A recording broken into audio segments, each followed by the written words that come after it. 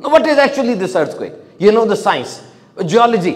ये earthquake क्या है? Tectonic plates होती हैं. What is tectonic plates? It's a very big solid rock, a mass, thousands of kilometers. ये बहुत बड़ी एक चट्टान समझ ले जमीन के नीचे है, कई हजार किलोमीटर बड़ी, और ये मूव करती रहती है. और जब ये दो मूव करती करती स्टक हो जाती हैं, ये मेरे पास यूएस जियोलॉजिकल सर्वे की तहकीक है, यूएसजीसी की मुसद्दका है. ये जब मूव करते करते आपस में स्टक हो जाती है, फंस जाती हैं, अब ये हिल नहीं पाती, तो स्ट्रेस पैदा होता है. और ये स्ट्रेस जब फ्रिक्शन से तेज हो जाता है तो एनर्जी रिलीज होती है. ये एनर्जी लहरों की सूरत में अर्थ को हिला के रख देती है, उसको जलजला कहा जाता है. अच्छा, ये तो बात साइंस ने कह दी, टेक्टोनिक प्लेट्स हैं, हिलती है, ये तो रीजन हो गई. वो उस वक्त क्यों खास हिलती हैं, उस जगह पर क्यों हिलती हैं, कब तक हिलती हैं, मुसलसल हिलती क्यों नहीं रहती? ये सब अल्लाह रब्बुल इज्जत की कुदरत है. All these parameters are under the control of omnipotent Allah. जलजले का मरकज क्या है, एपिसेंटर क्या है, बताया जा सकता है. जलजले की शिद्दत क्या है, 7.2 बताया जा सकता है. जलजले की गहराई क्या है, बताया जा सकता है. लेकिन साबित कर दो, कोई साइंस ये बता दे जलजला कब आएगा. No science can predict and avert. Science नहीं बता सकती जलजला कब आएगा. साइंस ने बता तो दिया कि टेक्टोनिक प्लेट्स की ये मूवमेंट है, लेकिन इस्लाम बताता है कि क्या करोगे तो जलजले नहीं आएंगे. ये इस्लाम बताता है ना, क्या करोगे तो जलजले नहीं आएंगे. These guidance are from Islam. जलजलों की तारीख बड़ी पुरानी है. सबसे पहला जलजला हजरत आदम अलैहिस्सलाम के दौर में आया था, जब काबील ने हाबील को हलाक किया था. जमीन कांपी थी, 7 दिन तक जमीन पे जलजला रहा था. और फिर जब हजरत इब्राहिम अलैहिस्सलाम ने हजरत इस्माइल अलैहिस्सलाम को ज़बह किया, चट्टान पे लिटाया, जलजला आया था. अर्श और कुर्सी हिल गए थे.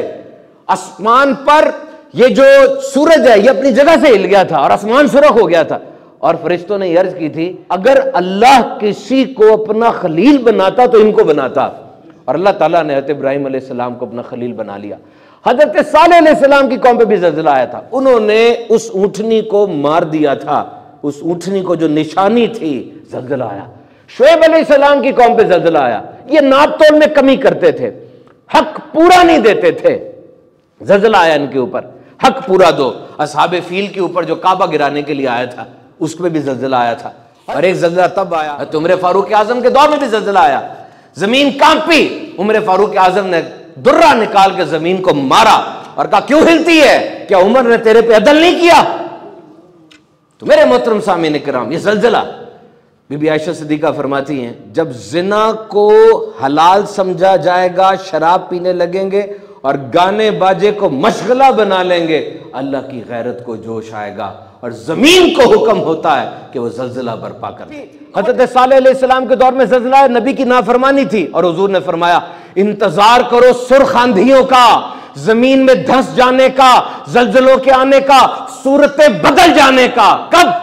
जब ज़कात को तावान समझा जाएगा, जब बंदा अपनी बीवी की इताअत करेगा, मां को छोड़ेगा, जब लड़का अपने दोस्त की बात मानेगा, बाप की बात नहीं मानेगा, जब गाने बाजों की कसरत हो जाएगी, जब शराब आम हो जाएगा, जब मस्जिदों में शोर होगा, जब इमानत दबा ली जाएगी, जब बाद में आने वाले पहले वालों को बुरा भला कहेंगे. जलजला हमें कितना बड़ा सबक देकर जाता है.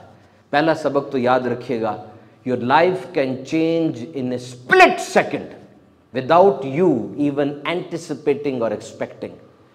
एक सेकंड में आपकी जिंदगी बिल्कुल बदल सकती है, अंदाजा भी नहीं है, कयास और गुमान भी नहीं है.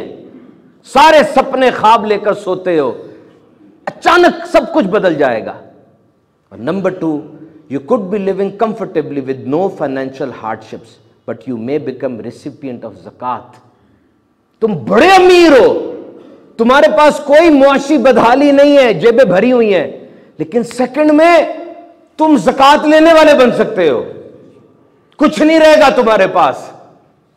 रात को तुम सोते हो आमतौर पे रिश्तेदारों, दोस्तों का बुग़्ज़, हसद, कीना, दुश्मनियां लेके.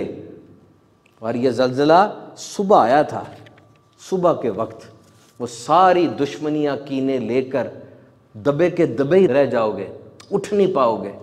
तो माफ कर दो, معاف کرنا سیکھو اور معافی مانگنا سیکھو۔ یاد رکھو ہر ایک کو توبہ کی سعادت نہیں ملا کرتی، توبہ جلدی کر لینی چاہیے۔ زندگی بہت مختصر ہے، جتنا ٹائم ملا ہے اسے اللہ کی یاد میں گزارو، رٹ صرف اللہ کی ہے۔